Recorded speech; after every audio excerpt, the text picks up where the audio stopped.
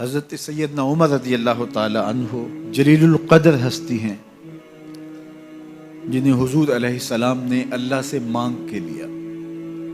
سارے صحابی رسول کریم صلی اللہ علیہ وآلہ وسلم کے مرید ہیں، لیکن جناب عمر میرے حضور کی مراد ہیں۔ 39 لوگ جب اسلام لا چکے، 39ویں شخص حضرت امیر حمزہ رضی اللہ تعالی عنہ تھے، اور ان کا ایمان لانا مسلمانوں کے لیے بہت بڑی ڈھارس اور بہت بڑے حوصلے کا سبب و ذریعہ بنا۔ تو میرے حضور نے ہاتھ اٹھا لیے، کہا اے اللہ، ایک شیر دیا ہے امیر حمزہ، ایک شیر اور عطا کر دے، اب تیری مرضی، عمر بن خطاب دے دے یا عمر بن حشام دے دے۔ حضور دعائیں مانگ رہے اور یہ ہاتھ میں تلوار لیے غیظ و غضب سے بھرے ہوئے گھر سے نکلتے ہیں کہ بانی اسلام کا چراغ ہی بجھا دینا ہے۔ راستے میں ایک صاحب ملے اور کہا کہ عمر، تیور کوئی اچھے نہیں لگتے، خیر تو ہے، کدھر جا رہے ہو؟ کہا چراغ اسلام بجھانے جا رہا ہوں، یہ روز کا مسئلہ ختم ہونے لگا ہے میرے ہاتھوں۔ مسکرا کے بولے گھر کی خبر تو لو۔ کہا میرے گھر کو کیا ہوا؟ کہا تمہاری بہن فاطمہ بھی نوکر بن گئی ہے رسول اللہ صلی اللہ علیہ وسلم۔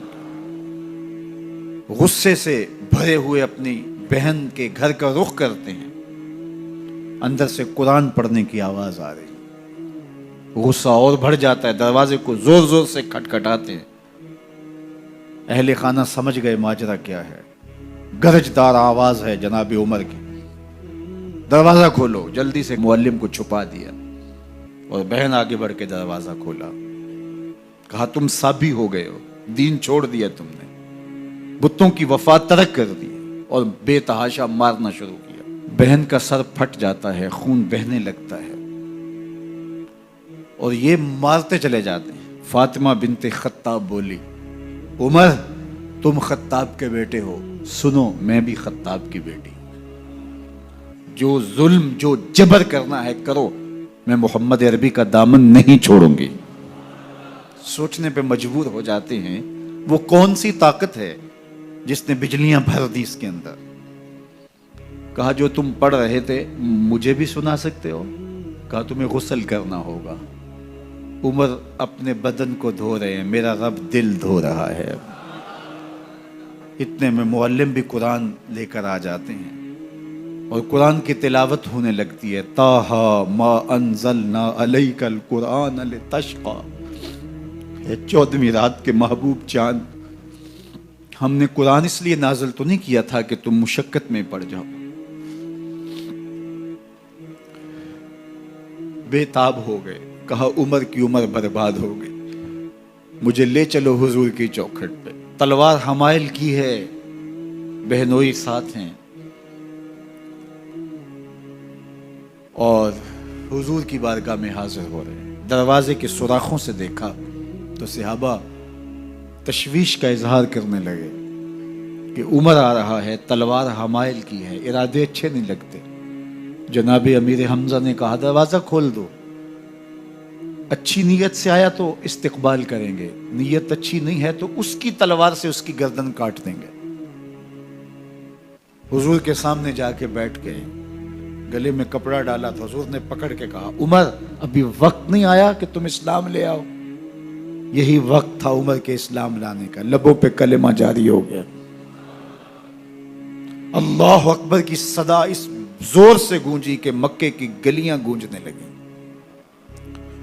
اسلام لانے کے بعد حضور سے پوچھتے ہیں حضور کیا ہم حق پر نہیں ہیں؟ فرمایا ہم حق پر ہیں۔ اللہ کا دین سچا نہیں ہے؟ کہا اللہ کا دین سچا ہے۔ آپ اللہ کے سچے نبی نہیں ہیں؟ فرمایا میں اللہ کا سچا نبی ہوں۔ تو کہا پھر ہم چھپ کے عبادت کیوں کریں؟ اب مسلمانوں کی 2 صفیں بنتی ہیں، ایک صف کی قیادت امیر حمزہ کرتے ہیں، دوسری صف کے آگے آگے عمر بن خطاب چلتے ہیں اور حضور درمیان میں ہیں، اور یہ ملکوتی قافلہ صحن حرم میں آ کے اعلانیہ عبادت کرتا ہے۔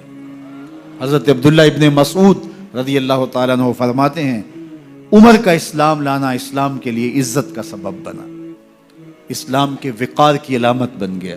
ایک ایک کے دروازے پہ جا کے دروازہ کھٹکھٹا کے کہتے ہیں، وہ تو اور خبر سننے کے لیے بے چین تھے کہ یہ بانی اسلام کی زندگی کا چراغ بجھانے گیا تھا، کوئی خبر لایا ہوگا۔ وہ کہتے ہیں آؤ عمر کدھر آئے ہو؟ کہا تمہیں بتانے آیا ہوں، کمزوروں سے پنجہ آزمائی کرتے رہے ہو، آؤ میرے سے بات کرو، میں محمد عربی کا نوکر بن گیا ہوں۔ اللہ اکبر۔ میرے حضور نے فرمایا جب اچھے لوگوں کا ذکر کرو تو میرے عمر کا ذکر بھی کیا کرو۔ میرے عمر کی زبان پر حق بولتا ہے، سچ بولتا ہے۔ ان الشیطان یفر من ظل عمر، عمر کے سائے کو دیکھ کے شیطان بھاگتا ہے۔ اللہ اکبر۔ اسلام لائے تو زندگی کی ایک ایک سانس اسلام کے لیے وقف کر دی، حضور کا پہرا دیا، حضور کی ناموس کا پہرا دیا، حضور کی شریعت کا پہرا دیا۔ اسلامی فتوحات پھیلیں تو پھیلتی ہی چلی گئیں، کبھی مصر فتح ہو رہا ہے، کبھی ایران فتح ہو رہا ہے، آرمینیا تک مسلمانوں کی افواج پہنچتی ہیں۔ 22 لاکھ مربع میل پر حضرت عمر رضی اللہ تعالیٰ عنہ کی سلطنت پھیل جاتی ہے۔ عدل و انصاف کا دورہ ہوتا ہے۔ زمانے نے دیکھا کہ غیر مسلم بھی عدالت میں کھڑا ہے تو اسے خوف نہیں ہوتا تھا کہ میرے سے ناانصافی ہوگی، اس لیے کہ حکومت عمر کی چل رہی ہے۔ وہ بھی مطمئن ہوتا تھا کہ میرے ساتھ انصاف ہوگا۔